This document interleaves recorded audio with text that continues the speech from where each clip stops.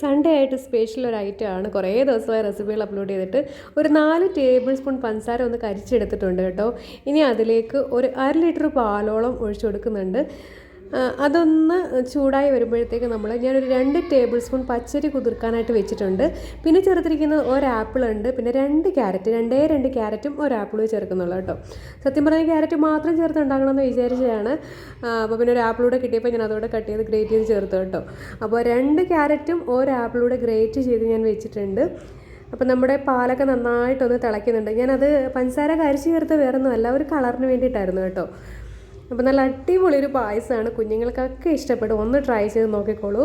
അപ്പോൾ ഇതാ നമ്മളുടെ പാലൊന്ന് ചൂടായി വന്ന സമയത്തേക്ക് നമ്മൾ ഗ്രേറ്റ് ചെയ്ത് വെച്ചിരിക്കുന്ന ക്യാരറ്റും നമ്മൾ ആപ്പിളൂടെ അങ്ങോട്ട് ചേർത്തിട്ടുണ്ട് കേട്ടോ. ഇനി ഒരു 2 ടേബിൾ സ്പൂൺ പച്ചരിയാണ്, അത് ഞാനൊന്ന് കുതിർക്കാനായിട്ട് വെച്ചിട്ടുണ്ട്. ഒന്ന് ചതച്ച് ചേർത്ത് കഴിഞ്ഞാൽ, ഒന്ന് പൊടിച്ച് ചേർത്ത് കഴിഞ്ഞാൽ കുറച്ചുകൂടി നല്ലതാണ് കേട്ടോ.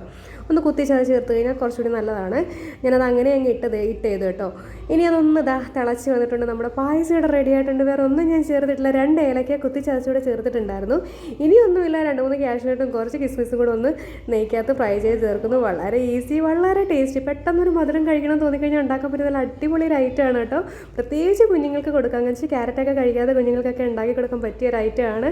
അപ്പോൾ എല്ലാവരും ഒന്ന് ട്രൈ ചെയ്ത് നോക്കുക. സൺഡേ ആയിട്ട് സ്പെഷ്യൽ ഐറ്റം തന്നെ ഉണ്ടാക്കി നോക്കിക്കോളൂ കേട്ടോ. അടിപൊളി ഒരു റെസിപ്പിയാണ്, എല്ലാവർക്കും ഇഷ്ടപ്പെടും. റെസിപ്പികളൊക്കെ ഇഷ്ടപ്പെടുകയാണെങ്കിൽ ലൈക്ക് ചെയ്യാനും ഷെയർ ചെയ്യാനും മറക്കരുത്. ഇതുവരെ ചാനൽ സബ്സ്ക്രൈബ് ചെയ്യാൻ കാണുന്നെങ്കിൽ ഒന്ന് സബ്സ്ക്രൈബ് ചെയ്തേക്കണേ. അപ്പോൾ നമ്മളുടെ ക്യാരറ്റിൻ്റെ ആപ്പിളിൻ്റെയും പായസം ഇവിടെ റെഡി ആയിട്ടുണ്ട് കേട്ടോ. നല്ല ടേസ്റ്റാണ്, എല്ലാവരും ഒന്ന് ട്രൈ ചെയ്ത് നോക്കിക്കോളൂ. ശർക്കരയല്ല, പഞ്ചസാരയാണ് ചേർത്തിരിക്കുന്നത്. വളരെ ഹെൽത്തി ആണെന്നൊന്നും ഞാൻ പറയുന്നില്ല. അപ്പോൾ നിങ്ങൾക്ക് ശർക്കര ചേർക്കണമെന്നുണ്ടെങ്കിൽ അങ്ങനെ ചേർത്തുണ്ടായിക്കോളൂ കേട്ടോ. അപ്പോൾ എല്ലാവരും ഒന്ന് ട്രൈ ചെയ്യുക. ക്യാരറ്റൊക്കെ ഇപ്പോൾ സീസണല്ലേ, എല്ലാവർക്കും കിട്ടും, എല്ലായിടത്തും കിട്ടുന്നുണ്ട്. അപ്പോൾ എല്ലാവരും ഒന്ന് ട്രൈ ചെയ്ത് നോക്കുക. നെക്സ്റ്റ് റെസിപ്പിയുമായി കാണും വരെയും bye. Thank you for watching. അപ്പോൾ റെസിപ്പികളൊക്കെ ഇഷ്ടപ്പെടുന്നുണ്ടെങ്കിൽ ലൈക്ക് ചെയ്യാൻ മറക്കരുതേ. അതിനോടൊപ്പം തന്നെ ഷെയർ ചെയ്യാനും മറക്കരുതേ. ഓക്കെ.